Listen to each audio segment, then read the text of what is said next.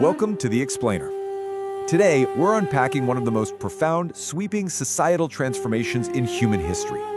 We're going to trace a journey that didn't just move a group of people from point A to point B, but completely rewired how human beings live together, how they govern themselves, and really, how they understand their place in the world. We're looking at the Hijrah, the absolute foundation of the Islamic revolution. To really grasp the magnitude of this, we have to start with a massive, almost impossible question.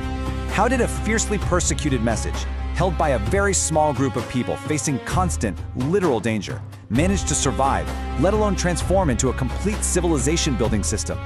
It's a completely remarkable historical arc, with stakes that quite literally changed the course of global history. So we're going to explore exactly how that happened, framing this entire narrative as a massive journey of radical transformation. All right, Section 1, a world divided by power, pre-Islamic Arabia. Okay, let's dive into this. To understand the cure, you really have to understand the disease, right?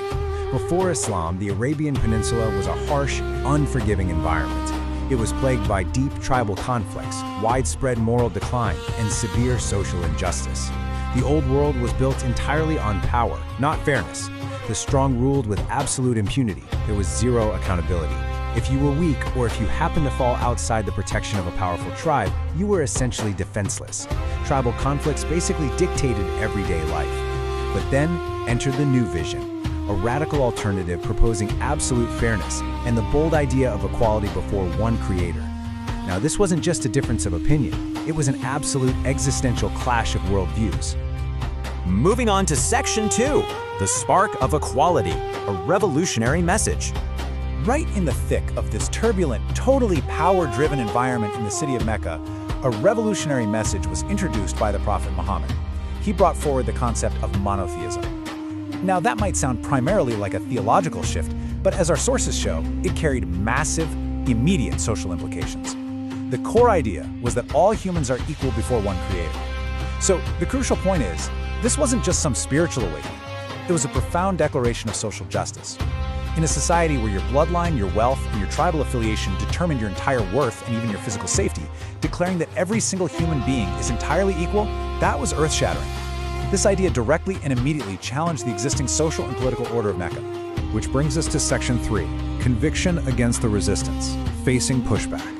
Let's move to and see how this builds. Because, people in power rarely just give up the status quo without a fight. We start at Phase 1, with the message spreading quietly among close companions. But as it enters Phase 2 and becomes public, the pushback was fierce. The leaders of Makkah weren't just annoyed, they were terrified. They saw this message as a direct threat to their authority, and crucially, to their economic interests. So, the early followers of Islam faced intense persecution, devastating social boycotts, and incredibly severe hardships just for holding on to these beliefs. But here is the fascinating historical reality. Despite this immense, crushing pressure, the movement didn't collapse. Actually, scratch that. It didn't just survive, it grew stronger. These early believers survived not because they had wealth or political power. They had absolutely neither. They survived because they were driven by deep emotional and spiritual conviction and purpose. That undeniable resilience leads directly to Phase 3, the Hijrah, which ultimately paves the way to Phase 4, a completely functioning system. All right, Section 4, the Hijrah, a turning point. Let's zoom in on that critical transition from Makkah to Medina. It is the hinge upon which this entire history swings. Facing escalating danger, the early Muslims undertook this migration. Now, what's really interesting about this slide is that it's vital we don't just view this as people fleeing in the night.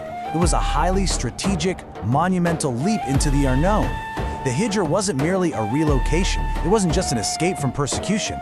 As our source material clearly outlines, the Hijrah was the active establishment of a new, structured system. It was the physical transition required to take these radical ideas of equality and justice out of the realm of pure theory and put them into actual daily practice. They weren't just leaving an old city behind, they were actively laying the groundwork for an entirely new civilization. Which leads us to Section 5, building a just society, the masterclass in community. Once the Prophet and his followers arrived in Medina, the true work of governance began.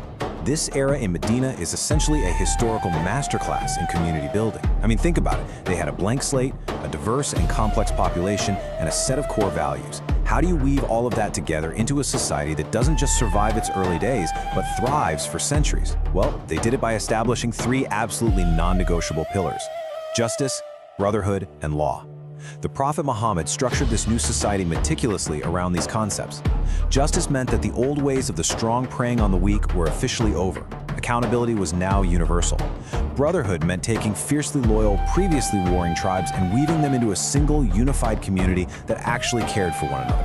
And law provided the framework, the agreed-upon rules of the road that ensured fairness wasn't just a nice idea, but a protected, living reality for everyone.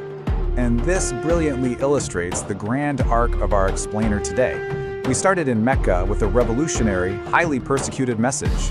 But through the crucible of the Hijrah, it evolved into a functioning civilization in Medina. It wasn't simply a change in geography, folks. It was a total transformation of human behavior, of society, and of governance. The abstract promise of equality became the concrete, everyday reality of a functioning state. Which leaves us with something incredibly important to consider. As we look at our own modern world, which, let's be honest, is so often struggling with its own deep divisions, inequalities, and social fractures, how might these ancient principles of conviction, equality, and justice be the exact blueprint we need to build stronger, more resilient communities right now? It's a piece of history, for sure, but its core lessons on community building and the pursuit of a genuinely just society are as urgently relevant today as they were over a millennium ago.